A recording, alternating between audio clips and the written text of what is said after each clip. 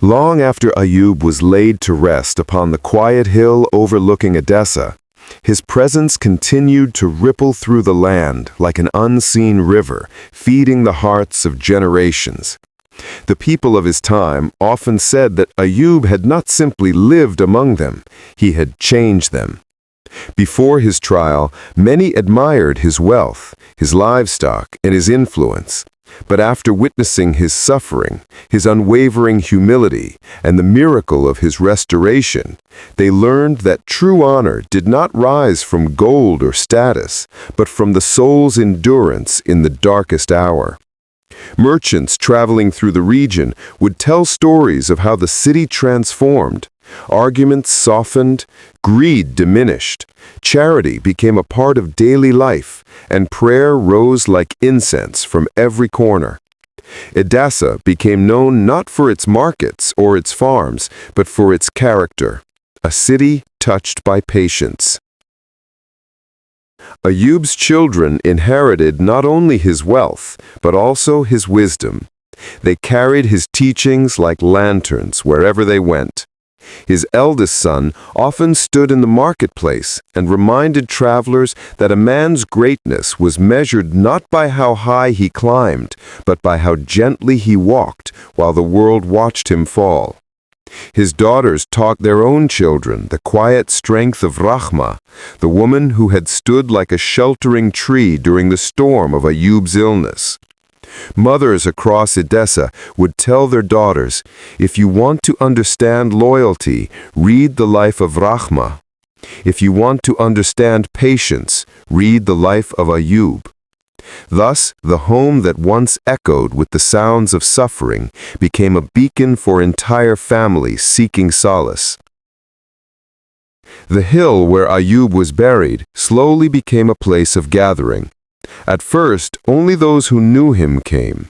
Old shepherds who had tended his flocks, farmers who once carried food to his lonely shelter, and neighbors who remembered his soft voice even during agony. But soon people from distant lands arrived. They came from the mountains of Armenia, the deserts of Arabia, and the fertile plains of Iraq. They brought offerings of olive branches, wildflowers, and handwritten prayers. Some came seeking healing for their illnesses. Some came seeking courage to endure heartbreak. Others simply came to sit in silence. Visitors often reported that a unique calmness settled over them as soon as they reached the hill, as though the land itself remembered Ayyub's gratitude and breathed it into those who walked upon it. The scholars of later generations preserved Ayyub's story with great reverence. They wrote about his trial not with the cold language of historians, but with the softness of people who felt they owed him something. They described his suffering in slow detail, not to dramatize his pain, but to honor the strength that grew out of it. They recorded the prayers he whispered, the humility with which he accepted every decree, and the miracle that restored his health and wealth. These writings spread far across the world, inspiring people in lands Ayyub himself had never seen. His name became a pillar of strength for the broken, a reminder that the soul's deepest wounds can become its brightest light. Centuries later, when wars and droughts shook Edessa, the people found themselves repeating Ayyub's story during their hardest nights. Parents told their children, "If Ayyub could endure with faith, so can we." During times of famine, families shared food with one another, saying, "This is how Ayyub would have given." Even soldiers on the battlefield kept his name on their tongues, whispering it like a shield against fear. A single life, lived with unwavering patience, became a fortress for the world long after his body had returned to dust. His legacy reached beyond religion and beyond culture.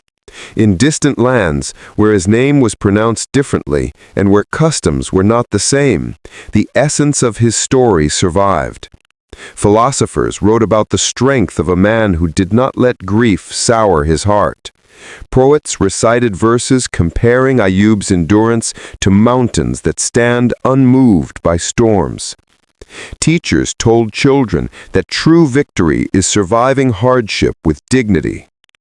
Even kings referenced his name when reminding themselves that their crowns were meaningless without humility.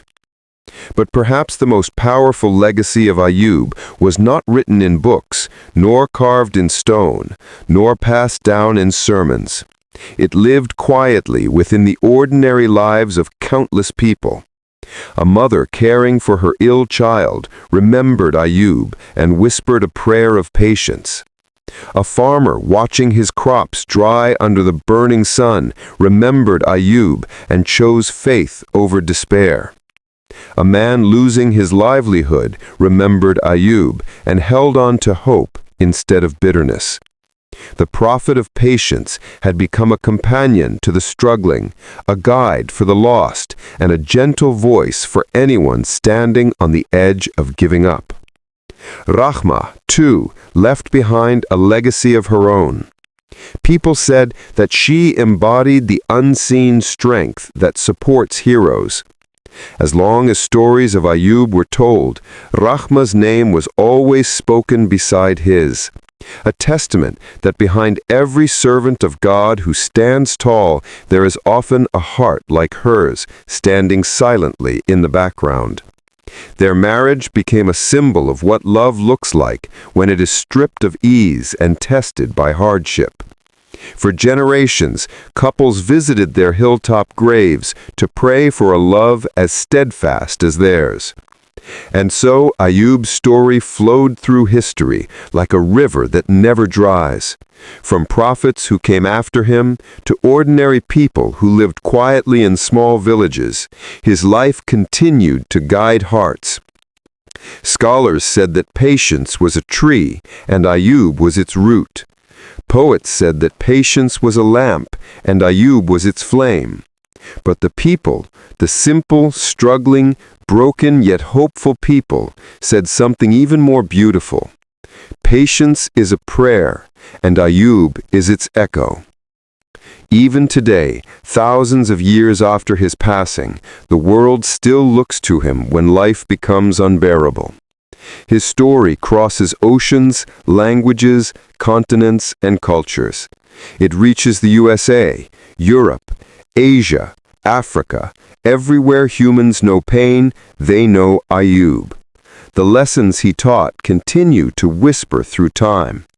Gratitude in ease, humility in success, faith in uncertainty, and patience. Always patience when the night feels endless. But the true miracle is this. Ayyub's life proves that suffering does not break the soul, it reveals it. His endurance showed that trials are not punishments, but invitations. Invitations to grow, to return to God, to reshape the heart, and to discover strengths we never knew we had. Ayyub's legacy is not the miracle that healed him, it is the transformation that hardship brought to his spirit. And as long as humanity faces pain, his light will never fade.